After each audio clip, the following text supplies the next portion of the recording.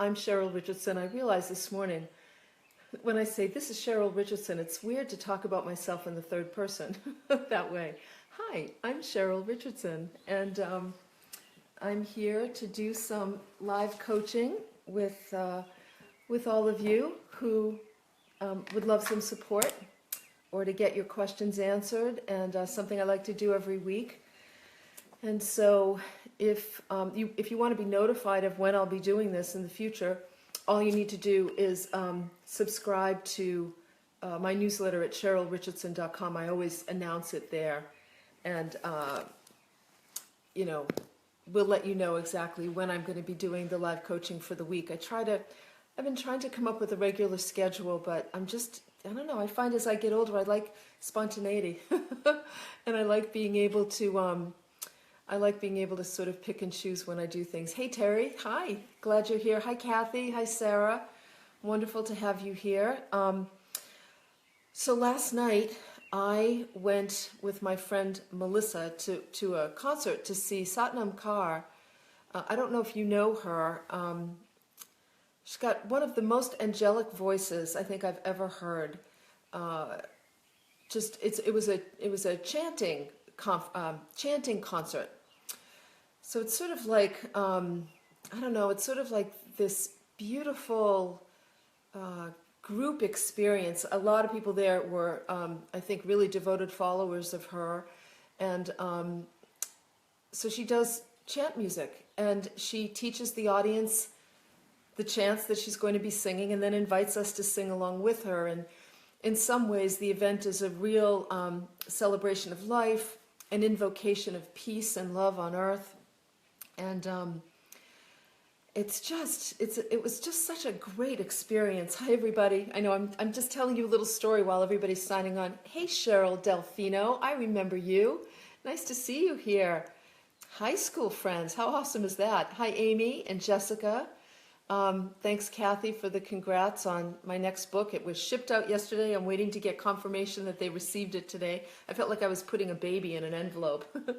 Please don't lose my baby. All right, not that dramatic, I know, but sending it off was a big deal, and I'm glad to have that done. And oh, hi Terry, you saw Satnam Kaur too. She's pretty amazing. So I want to just tell you a quick story before we get to before I get to your questions. So it was 11 years ago. My husband Michael and I had started building our house, and here in the country. It was really our dream home. It's something we had wanted to do for a long time, and we were having stucco put on the side of the building, and there was two brothers who were doing it. Two brothers from Ireland. One's name was Vincent, and one's name was, pretty sure it was Kevin.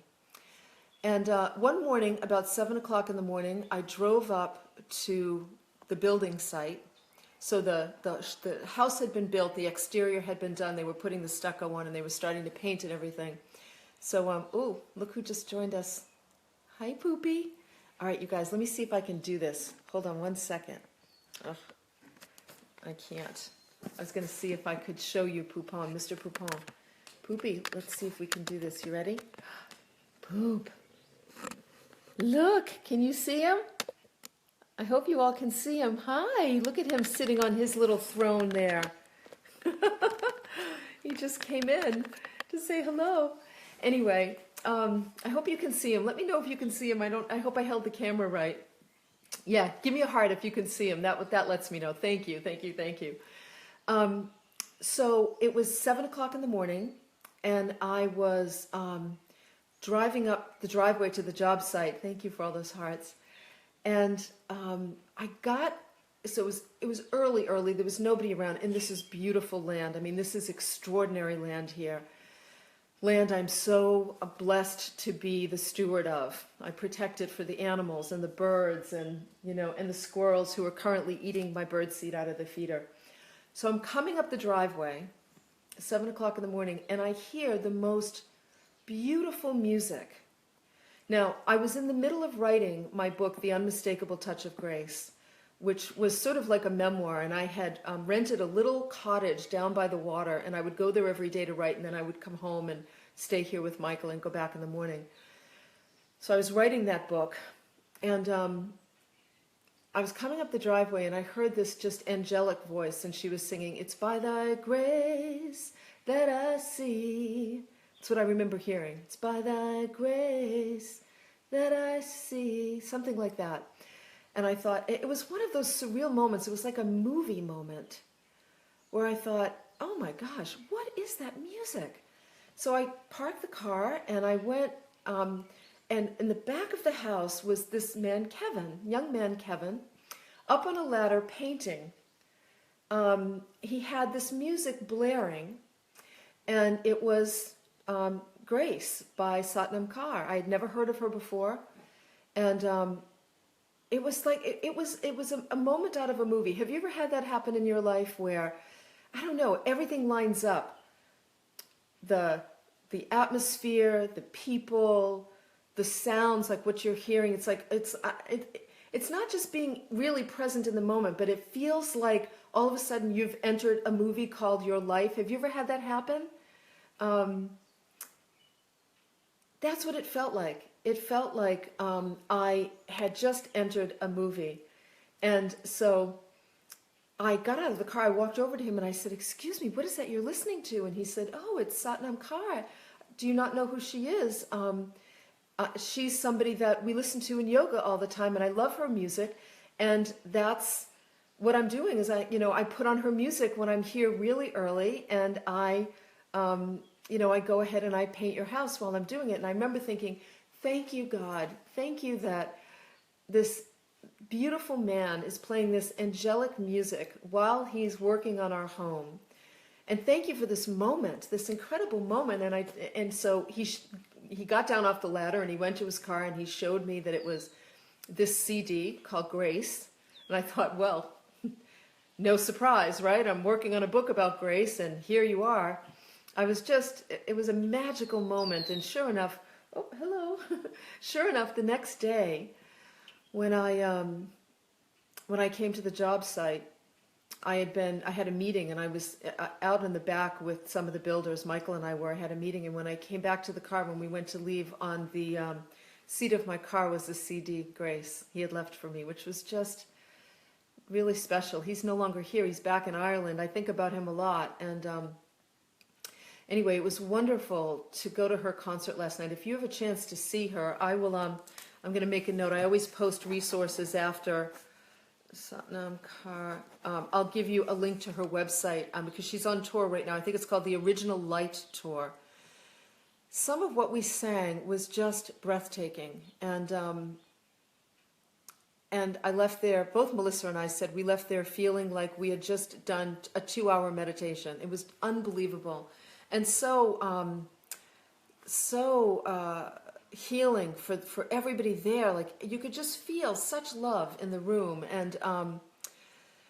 and so I would encourage you, if you I'll put the resource for her and also for that CD that I'm talking about, and I intend today to spend some time creating a playlist of her chants, and I'm going to use it.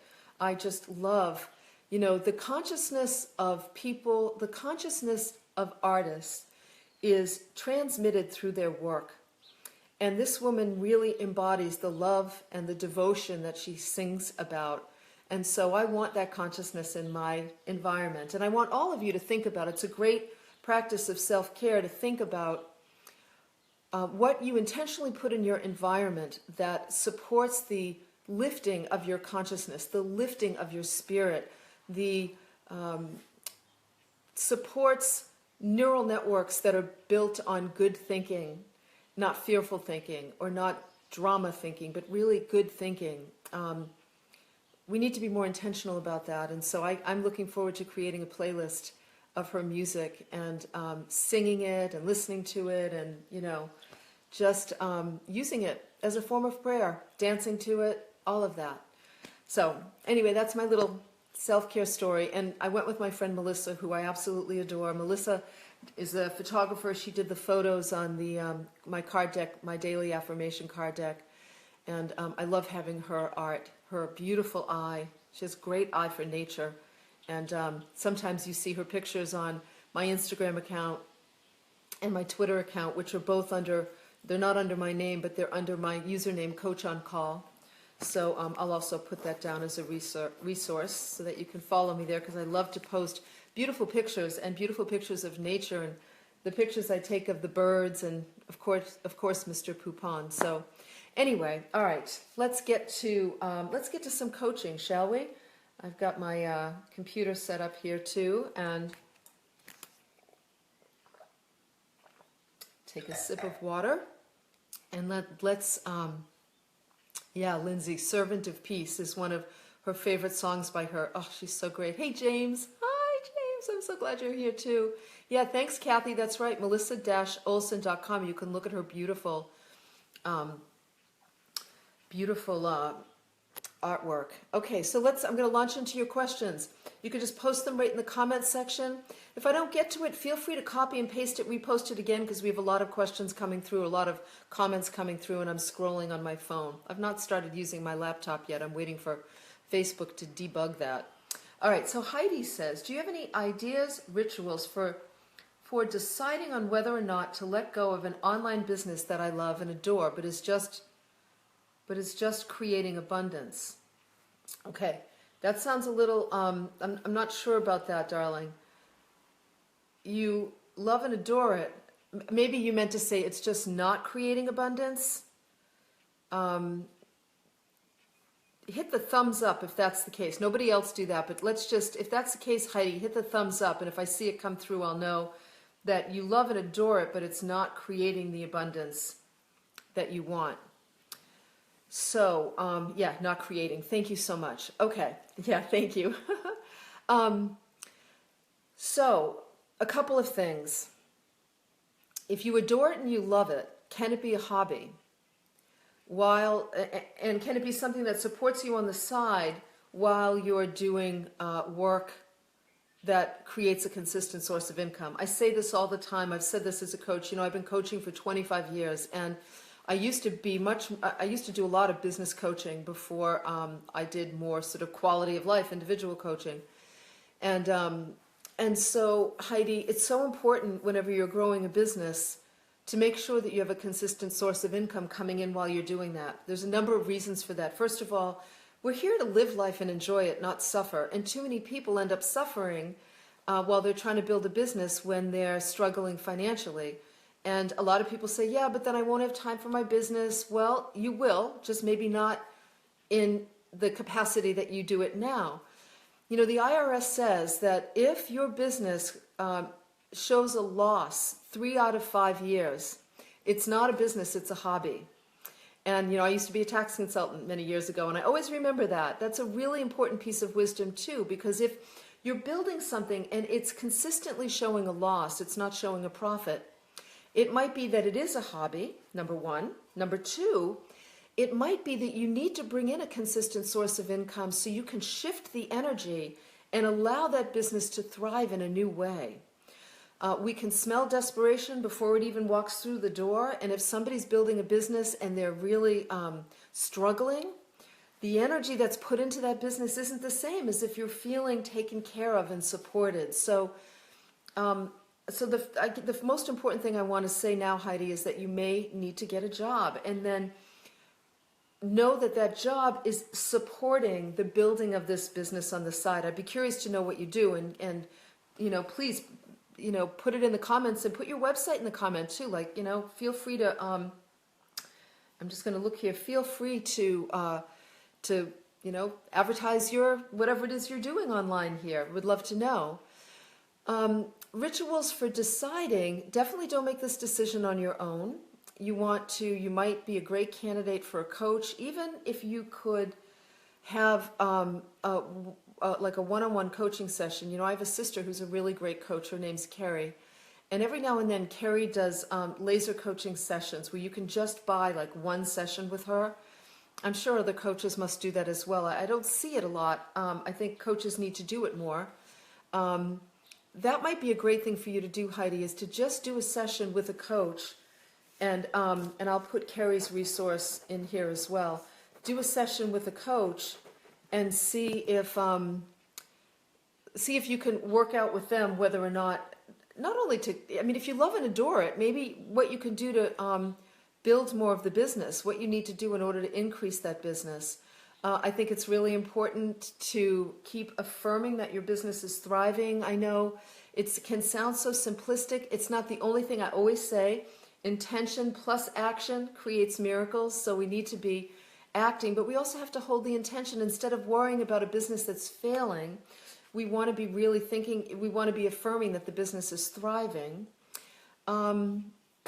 And, you know, without knowing more details, I think the best ritual we engage in is really asking somebody for guidance and support. So, so let's see, what kind of coach do you suggest for Heidi?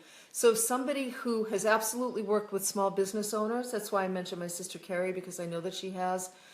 So a coach, you could always say a coach who has experience helping people to either build an online business, decide on whether or not to keep a business. Maybe you want somebody who is also familiar, you know, has some financial background around that. But right now, I think it's really more about, if I were a betting woman, Heidi, I'd say that you probably need to, you need to get a job to support the business, because if you love and adore it, it will grow when the energy's right. And when you're doing the things that you need to be doing. And that's the other reason why I think working with a coach who helps small businesses can help you to look at, yes, I will, Heidi, can help you to look at how to maybe grow that business. I'll put, so it's Kerri, Kerri, KerriRichardson.com. I know that's her website. And I'll post her information, Heidi, as well. I think that that would be really great. All right, so let's see. What other questions do we have here? I am looking at, okay. Thanks, Alicia. So let me just say, she says, years ago when I wanted to follow my passion, you told me to get a job in the meantime. It was great advice. I've done well since. Thank you. I really appreciate that. Yeah, Robin, thank you for posting Kerri's. There's Kerri's website right there. That's Robin, my darling chief of staff. That's what she is. She's the chief of everything. Yeah, so let's see. What else do we have here? I want to attract, Jilly says, I want to attract like-minded people, and with 21 years of personal development, they are far and few between. Ideas are welcome. Yeah, first of all, let's change that belief, Jilly, because in my world, they're everywhere.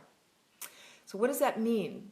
It means that we need to really pay attention to what we're saying all the time. And I have so much proof of this in my own life, Jilly, where I catch myself saying one thing, you know, oh, it's so hard to find good help, or it's so hard to, it's hard to make money doing what I love. I'm just trying to think of some of the things over the years.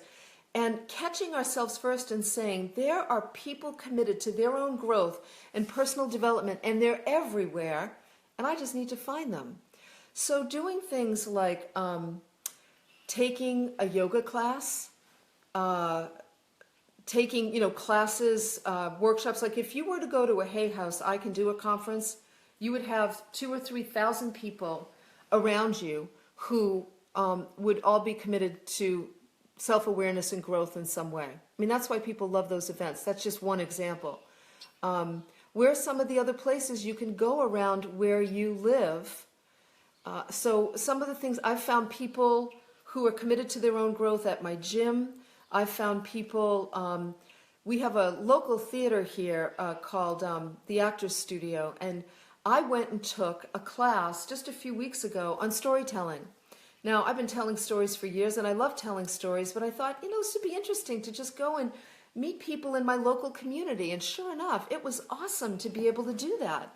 I met people, I ended up having lunch with somebody I met shortly after that, people who are self-aware and doing their own work. And so I think that you want to look at where are some of the places that you can go. I took a flower arranging class. Hello, my birds. A flower arranging class recently, and I didn't meet any people that I would necessarily have lunch with, but I had an evening of joy. Like, I learned a lot about creating beautiful arrangements from the women around me. And it helped me to see that there are other vibrant, fulfilling, satisfying ways to connect with people outside of the personal, people who are committed to their own growth. Very often, Jilly, when I read something like that, I wonder about how much of that question is also about the sadness that we feel at having people in our lives who aren't engaged in their own, aren't looking at their own lives, aren't engaged in their own process of self-awareness. How much we wish we could share that with some of the people in our lives who just aren't there, or don't see it as a priority. It's not a judgment. I hope it doesn't come across that way. I don't mean it as a judgment. It's just that we all have our own spiritual paths to walk, and we all walk them in different ways at different times. And it's really lovely to have someone that you can talk to about your own journey. And I hope that you find somebody. But remember, you've got to be willing to reach out. You've got to be willing to get out there and talk to people and engage with people and give people a chance. Give people a chance. If you had gone to this concert with me last night, I guarantee you there were like 1,000 people in this room who were just so committed to self-love, love of others, growth, peace, awareness. Go to a concert like that. I bet you'll have a great time. And do something brave. Like last night, Melissa and I were trying to catch some dinner before the concert, and we were at this little organic Japanese restaurant, and there were a lot of people waiting in line, and just as we got a table, I thought, you know what, if we don't get a table soon, I'm going to go ahead and I'm going to just see if a couple of people here want to join forces and sit down at a table together, because I knew most of the people there were going to the concert. And sometimes those are the kinds of risks we need to take, where we need to be bold and be willing to reach out and look at the people in the periphery of your life and invite somebody out for breakfast or a glass of wine or dinner or whatever. Volunteer at a local shelter. There's plenty of people with beautiful, beautiful, big open hearts working at shelters, volunteering at shelters. It's a great way to meet people as well. So anyway, I hope that's helpful, sweetheart. Let's see. Melanie, that's very funny. Hi, Melanie from Irvine says, I'm wondering what to do in my next life. Of course, when I hear that, knowing that Brian Weiss is a dear friend of mine, I think, really? You're thinking about the next life? How about this one right now? Let's just stay here and figure this one out, because God knows we have a lot to figure out, people, don't we?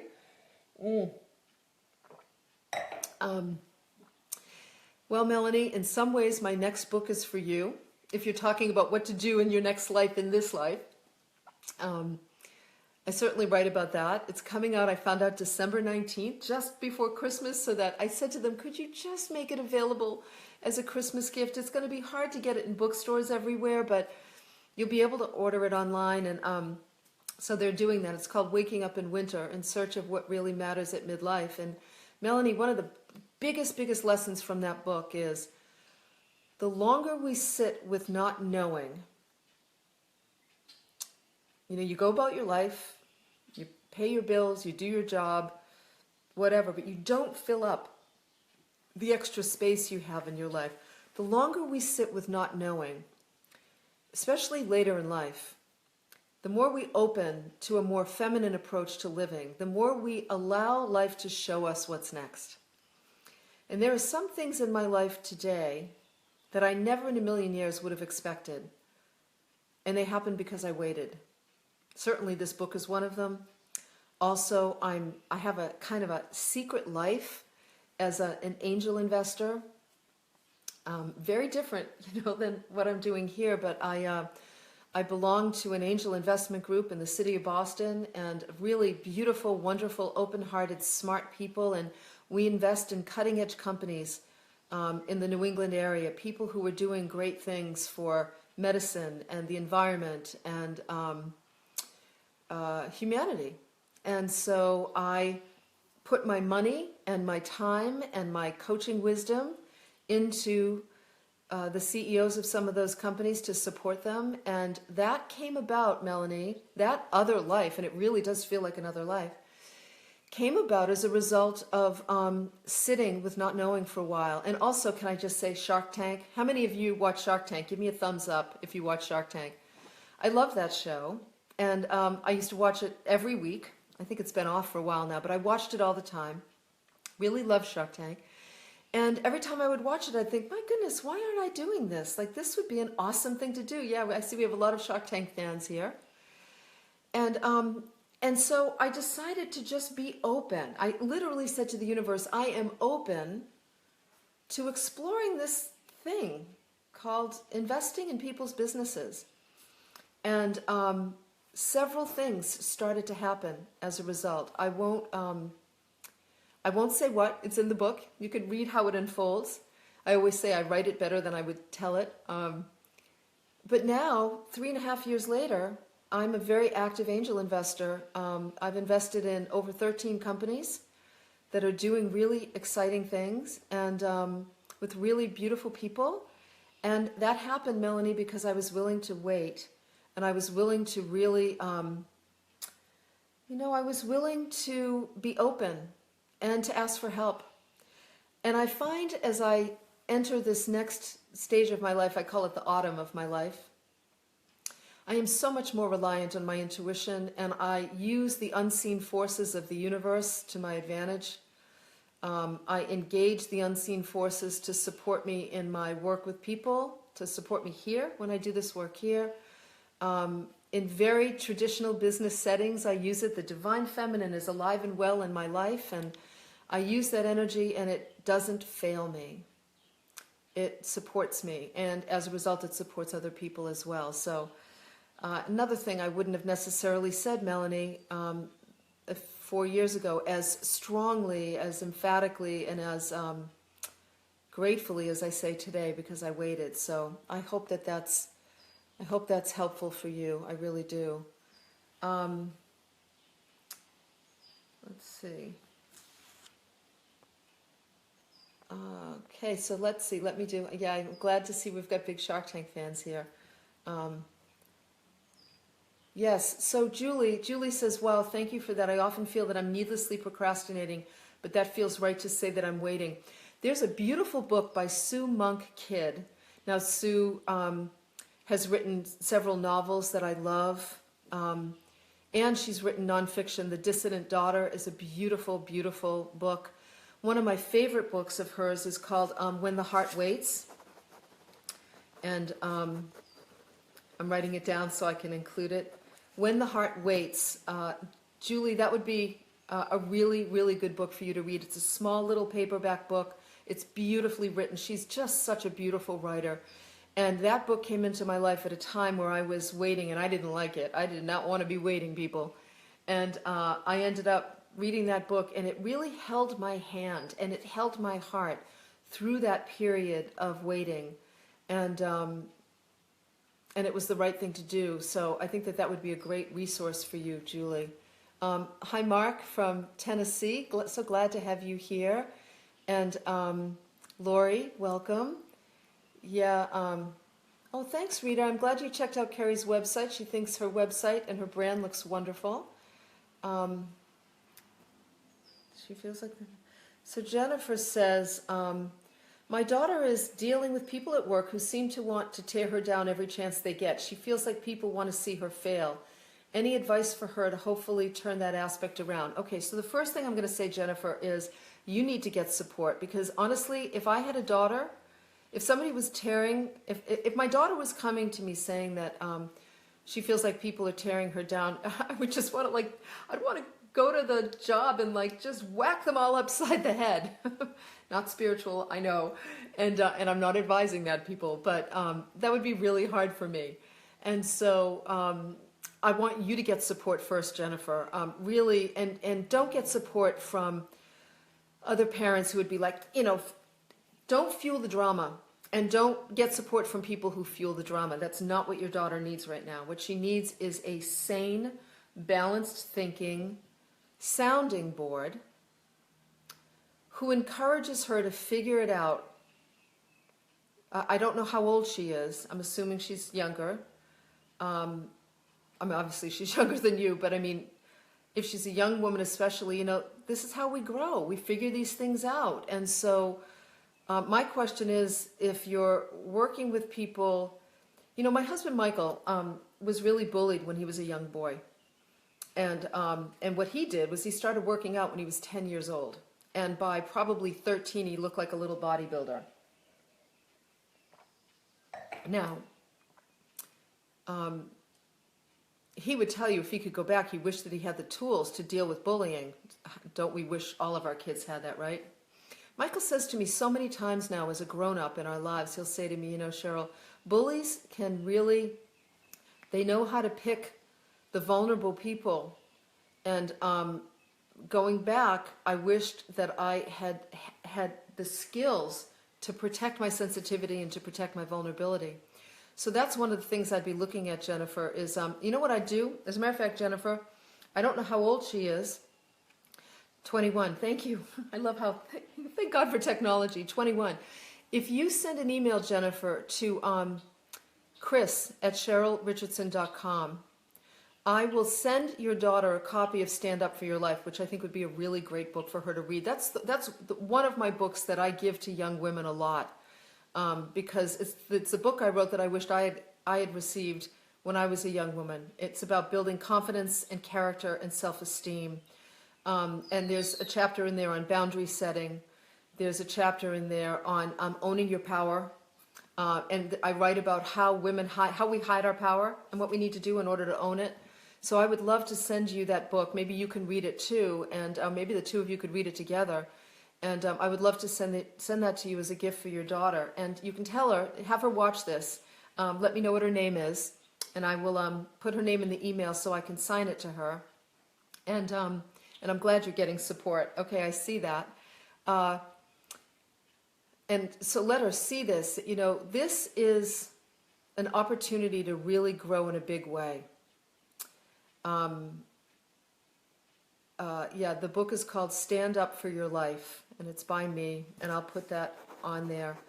And if you could just let me know, Jennifer, what her name is, just, if you don't mind, just her first name, because I want to just say to your daughter that this is an opportunity, a big opportunity for growth, for you to find your voice, for you to learn to stand up for yourself. Sarah, okay, awesome, of course.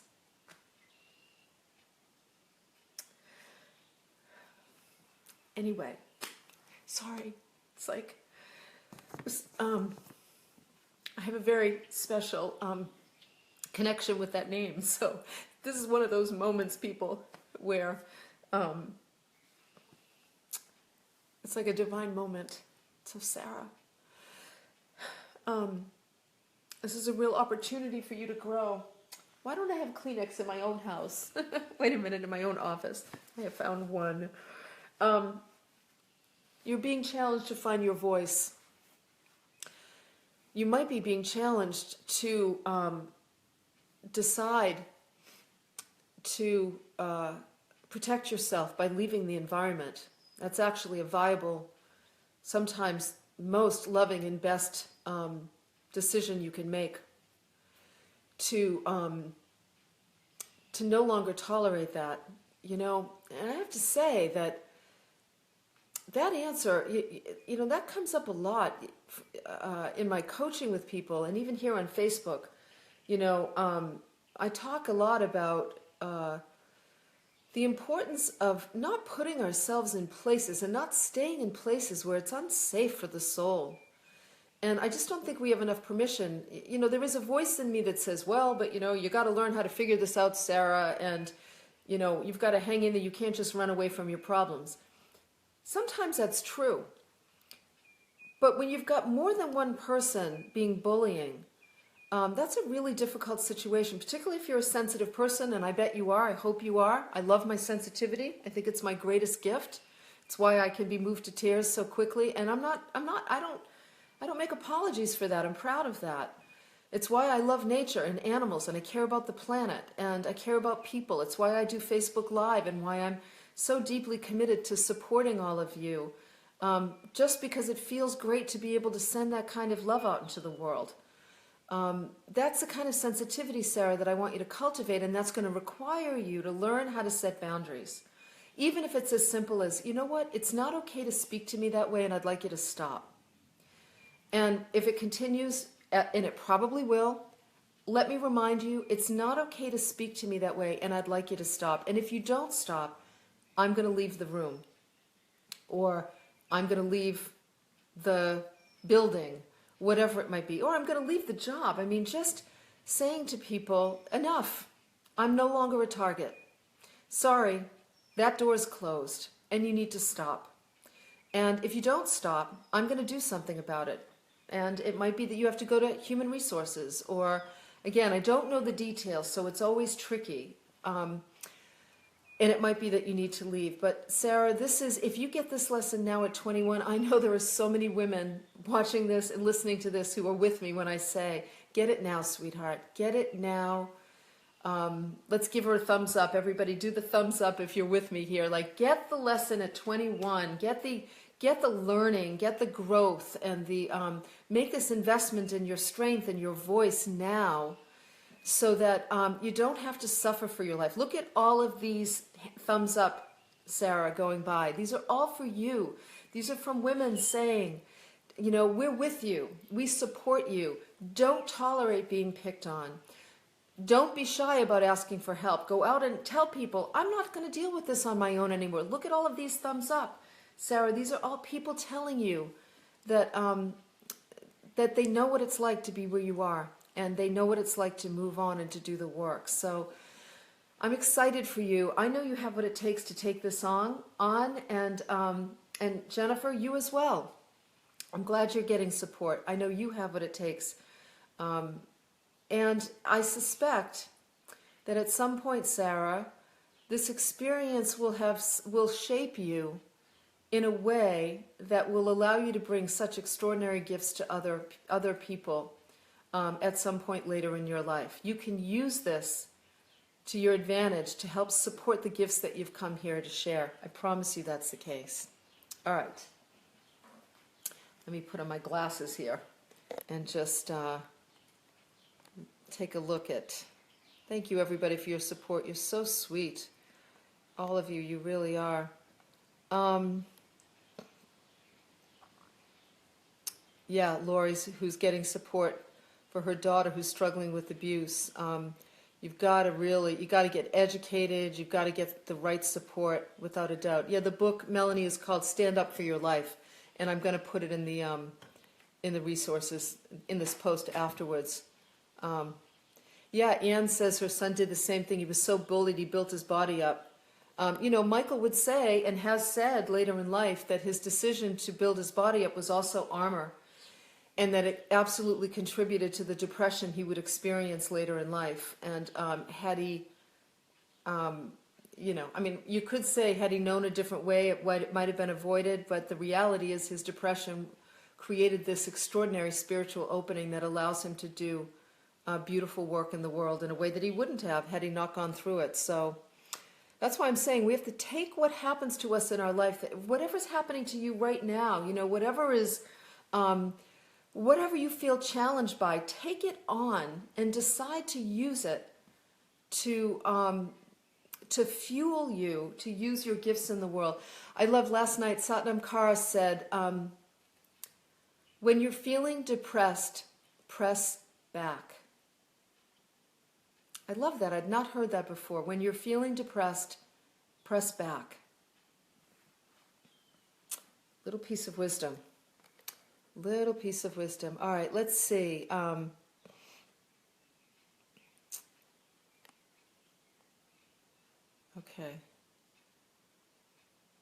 So Sarah says, Sarah Crutchfield, for years I had nature workshops for children. Oh, I love that, Sarah. When my sister passed away 6 years ago, I became our mom's full-time caregiver, and I stopped the workshops. My mom passed in February at the age of 100. I'm so sorry for your loss, Sarah. And wow, what a beautiful long life, huh? And I want to start back. At the age of 67, I'm hesitating to begin again, but I feel such a deep calling. My place is the cabin path. Would love for you to send me good thoughts and prayers. Well, I'll send you more than that, Sarah. If you have a website, please post your website. I can only imagine at 67 what you have to tell these children that you didn't have when you stopped 6 years ago. I was just on a Skype call with like a soul sister friend of mine who lives in Sweden, Sarah, just before this Facebook Live. And she's older than I am. I'm not sure by how much, because she just feels like a kindred, wise soul. But we were both saying that as we get older, we notice this strong divine mother presence within us that feels so compelling, like feels so ready and present in a different way to do good work in the world, to bring, to usher more of the divine feminine into the world. What do I mean when I say that? The honoring of feelings, the honoring of sensitivity, the recognition that the images that we surround ourselves with in life are potent and powerful and important. The honoring of nature, of Mother Earth and her beings. We create a world of people who honor the earth when they feel a connection to her. You know, so many people I've heard, we protect what we love is a line that I use a lot. And in my Instagram and Twitter posts, because I'm always posting pictures of nature. I feel compelled to protect nature because I deeply love it. And I deeply love it, Sarah, because when I was a little girl, 8 years old, I planted my first garden.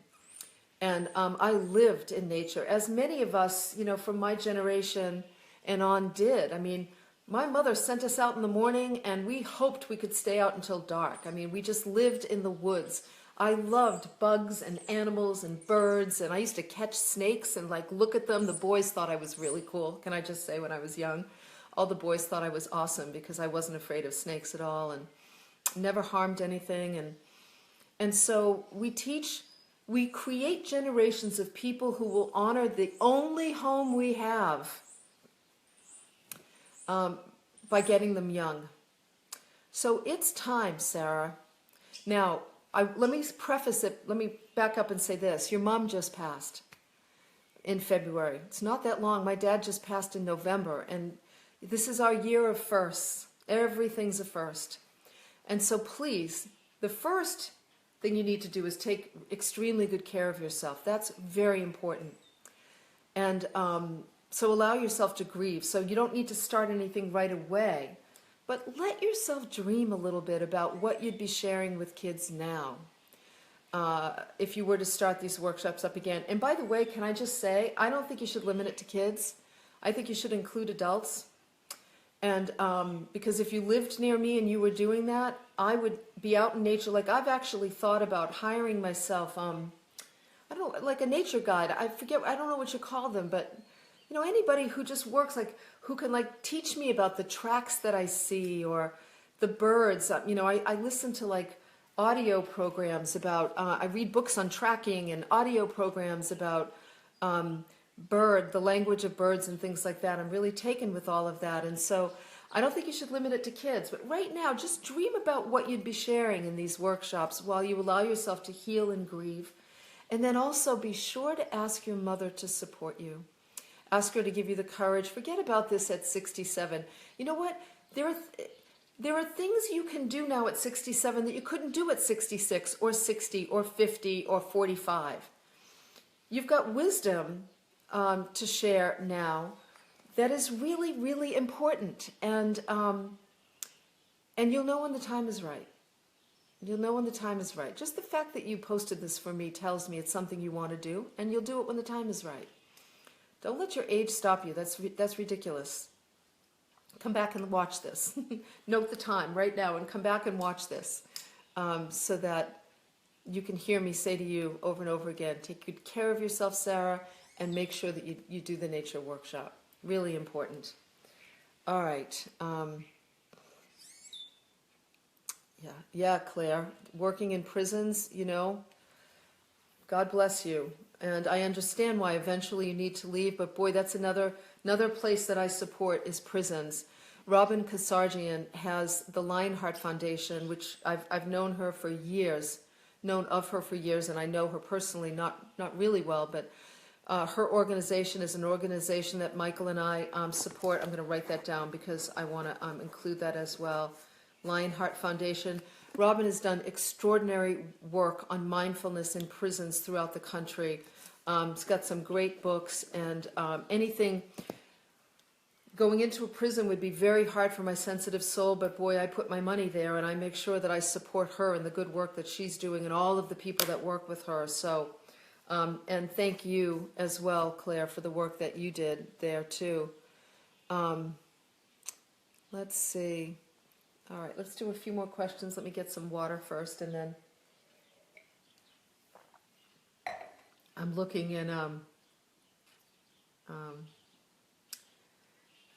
So Roberta, I'm looking at your questions on my computer too. Roberta says, okay, be brave. Yay, Roberta, she's brave. My hubby and I are 60, and we just bought a houseboat on the Mississippi. Oh my God, that sounds awesome. Wow. He loves it, and I thought I would love it too. Uh-oh. But I get so fearful, and I'm not able to be present and enjoy it. We are adventurous and would love this. We are adventurous and would love this, I know, if... Oh, your question just disappeared on me, honey. Oh, no. Let me just see if I can find it. I'm sorry, everybody. Hang in with me for 1 second because it just disappeared on... Okay, here we go. Great. We are adventurous and would love it, I know, if I can love it as much as him. Well, first of all, Roberta, maybe you're not going to love it as much as him, so let's take the pressure off, okay? Let's just take the pressure off. I don't know what you're afraid of, though. Are you afraid of the water? Are you afraid of... I don't know what that is, so could you, let me know? Oh, if I could get beyond this. Okay, so, Roberta, whenever somebody says to me, if I could just get beyond this, what that tells me is you're resisting the truth of how you feel. And if you embrace it, it's going to have less power over you. So you know what? Tapping would be really great. Even though I don't love this houseboat as much as my husband does, and I'm afraid, I love and accept myself. Even though I'm afraid that I don't know what you're afraid of. Post and tell me what you're afraid of, will you? Give me a comment about that, so I can figure that out. Let's see. Oh, thank you, Cheryl. Come on, girl. Hi, Poopy. Come here. Want to come say hi? Oh, come on. Boo-boo, come here. Come on. Yeah, come on. That would be awesome if he would come up here. He never does. Okay. Oh, that's not a good affirmation. I could hear Louise in my head. Poupon loves jumping on my lap while I'm doing Facebook Live. All right, so I don't know why you're afraid. Is it that you're afraid that you're not going to love it as much as him, and that he's going to want to stay there and you're not? Okay, that's sort of jumping the gun. All right, so let's not do that right now. Let's just decide that. Okay, wait a second. Oh, you're afraid of the river. Oh, okay. Do you know how to swim, Roberta? Okay, listen, Roberta, you're 60 years old, and you're talking to a fish. I'm just telling you right now. You're talking to a woman who, I said to my husband, Michael, honey, when I die, just put me in the ocean. I would be very happy. Don't know either. I love nature. Okay. I would be very happy if you just dumped my body in the ocean. That would make me happy, of course. He's like, that ain't going to happen. I'm still arguing with him about that. But, so I'm a fish. So here's the thing I would say, Roberta, you do swim. Okay, good. Somebody says, Anne-Marie says, go with the flow. That's kind of funny, you have to admit. You might need to get more educated. I've said this before. 3 things we need when we're scared: friends, facts, and faith. So you want to get support. I hope you're being honest with him. Let him know, listen, I love you. I know how much you love this boat and being on the Mississippi. And I know the Mississippi has a lot of water right now. And I'm so afraid that I'm not going to love it as much as you, or I'm nervous about the river. This is a new experience for me. And so I just need to say that out loud, and I need to embrace the truth of these feelings. Don't panic.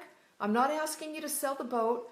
I just want to give voice to what's really going on. If you and I were talking, Roberta, I'd be digging below the surface of that fear to what's really going on underneath. Is there something else? Are you missing a connection to family on land? Are you, is this new? Like, how new is this? And have you not given yourself a chance to just get used to this yet? Maybe it's not forever. Are you thinking it's forever? It's like a life sentence on the river? Doesn't have to be. So many different options here. And here's the other thing I would say to you. This is the feminine. What does the river have to teach you, Roberta? If you were to allow the river to speak to you, this beautiful body of water on Mother Earth, this body of water that is hosting you and your husband and holding you when you sleep on that boat at night. You know, when I do cruises, one of the things, probably the main thing I love about doing a cruise is being held in the belly, you know, held in the ocean. I know it's a big cruise ship and I have issues around cruise ships and the environment and all of that. But just being on a boat, being held in the ocean of Mother Nature, in the womb, it feels like in the womb of Mother Nature. Start to keep a journal about the river and what she has to teach you. Give her a name. Give her your own unique name and ask her to enlighten you, to share her wisdom with you. Ask her to speak to you, to speak to your soul, and to let you know why she's entered your life at this time, what she has to teach you, what gifts she has for you. Spend time with her. Sit on the boat, quiet, just staring out at the river. Just be with the river and notice what occurs to you. Meditate around the river. Go out late at night when no one's around and look at the water, or early in the morning, catch a sunrise or a sunset. Like, get into a relationship with the river and see what has to happen. And then you have to come back and tell us what happened, all right? In a future Facebook Live, or send me an email and then I can share it if you don't mind. Give yourself a few weeks to just fall in love with this river and let's see what happens. It's here for a reason. It's a big move. You agreed to do it. Some part of you really wanted to. The adventurous part of you wanted to do it. Don't bail yet. We do that too much in life. We bail. Don't bail. Hang in there and ask life what it's trying to say to you. Listen to your life. Listen to this experience. Listen to the river. Yeah, listen to the river. All right. Roberta, I've started to journal, and the river life it brings me is amazing. Love your, well, I love your too. And you know what? I'm glad you're journaling, and I'm glad that you're listening and paying attention. It's beautiful. It's really beautiful, and I look forward to hearing from you. You can always send an email. You can go right to my website, Cheryl at Cheryl Richardson, and my assistant will get it, and it will come to me. Just tell her we spoke here. Susan says, I had a bit of an aha moment during one of the Hay House Summit videos. I think I have buried anger. You think? Susan, I don't know what woman doesn't have buried anger. I'm quick to anger. That's a sign. When I feel passion come up, I'm quick to anger. What am I angry about? Well, some people, thanks, Roberta. Some people have a neural network, and I happen to be one of them. I'm going to come clean, Susan, and tell you that I have very deep grooves. When I get scared, I get angry first. When I feel overwhelmed, I get angry. And for years, I spent a lot of time feeling resentful, and anger was one of the first things I would feel. And so I've got this strong neural network built in my brain that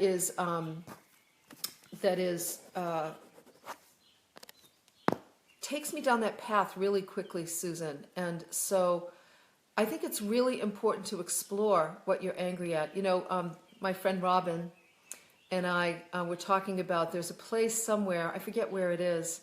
Robin, I don't know if you're still here. What's it called? A rage cage, I think it was, which I love that. I suppose you could Google it, a rage cage, where you go in with a bat and you've got goggles and you're protected and you are smashing glass, which I think is an awesome idea. And I think there should be like a franchise of rage cages all over the place. Because we've got to get anger up and out of the body. And Susan, clearly there is something you're angry about. There's probably a lot you're angry about because we don't do anger very well. And we stuff it and we eat instead, or we work instead, or we drink instead, or we watch TV instead, and we do everything instead of feel the deep feelings. But the Divine Feminine also, bringing more of the feminine in, is about owning everything, embracing everything, even the anger. And so you could start by journaling, Susan. I know for me, I need to sometimes, it can really help to get physical. I know we talk about like taking a plastic bat to a pillow or a sofa, like an old sofa or something like that. Going to a batting cage, going to a golf range, driving range, and hitting golf balls, like hitting, moving the body can be a really, really great way to connect with the anger that's in there. And then once you do that, thank you, a rage room, that's what it is. Can you believe I said rage cage, Robin? How funny is that? A rage room. Rage cage maybe is a great name for a business. Somebody grab it and go do it.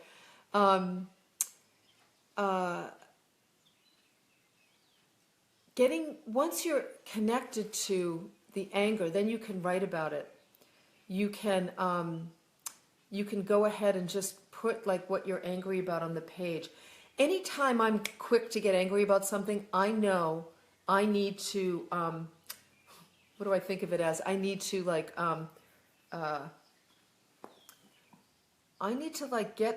get these buried feelings up and out. And I will journal. I have safe friends. I think about my friend Nana in Sweden. She's somebody I could absolutely, it does affect your health, Susan.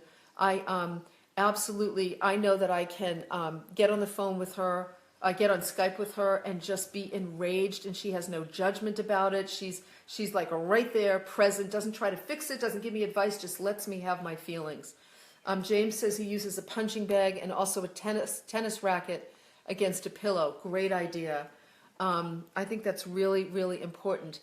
Stuffed anger, buried resentment. I've said this before. I find that things like chronic fatigue, fibromyalgia, got something in my eye. These things are often exacerbated by living in a state of chronic resentment and anger. And you can, somebody just took dibs on Rage Cage. That's funny. You can do all the physical addressing of your symptoms that you want, but boy, if you don't address the feelings that are stuffed in there that are desperate to come out, it's going to be hard to completely heal. I think that's the first order of healing. Stress, the body is the last place for stress to show up. It's been happening out here and it hasn't been attended to. So I think it's great, Susan. I did one of my retreats that I did was at Miraval years ago. I did an evening, a rage evening with Debbie Ford, where we had a big room. We dimmed the lights. We put on loud music, and we allowed the women in the retreat. Debbie sort of led us through this process of letting go of rage, and it was awesome. We swore at the top of our lungs like filthy truck drivers. We screamed and yelled. We flailed around and danced around. And at first it felt really kind of weird and awkward and uncomfortable, but it took everybody about 20 minutes to get into it. And afterwards, it was like unbelievable. Unbelievable. So, yeah, I miss Debbie too, Amy. I really do. Don't get me talking about her. I'll start crying again. And I don't want that to be my legacy. Oh yeah, do a Facebook Live with Cheryl and watch her cry. Anyway. Oh, some people, yeah. Some of you people is very funny. All right. So I hope that's helpful, Susan. Yes, yes, yes. Do something to get that anger out. Screaming in a car. Petra, I've done that before too. Got to watch your voice though, because one time I screamed so loud I lost my voice, but boy, it felt awesome. It was so good. All right, well, it's 1 o'clock, so it's time for me to wrap up. I'm going to put Satnam Kaur's info. I'll put Coach on Call is the username I use on Instagram and Twitter. I post great photos on Instagram, so I'd love for you to join me there. And Sue Monk Kidd's book, When the Heart Waits, Stand Up for Your Life, and Robin Casarjian's beautiful work with the Lionheart Foundation. Thank you all for being with me. I so appreciate it. Remember that you can just look up at the sign up button. You definitely want to sign up for my weekly newsletter, especially now that I've got a book coming out at the end of the year. There's going to be a lot of different things I'll be doing, and everything gets announced there first. And you miss some of the Facebook stuff because of the algorithm on Facebook. You never miss the newsletter, so please sign up for that. And I will look forward to next week when we do this again. Thank you so much for being here with me, everybody. So many of you stayed for the whole hour, and I just appreciate the gift of your time. And I will look forward to next time. All right? Have a beautiful day. Love you all. Bye.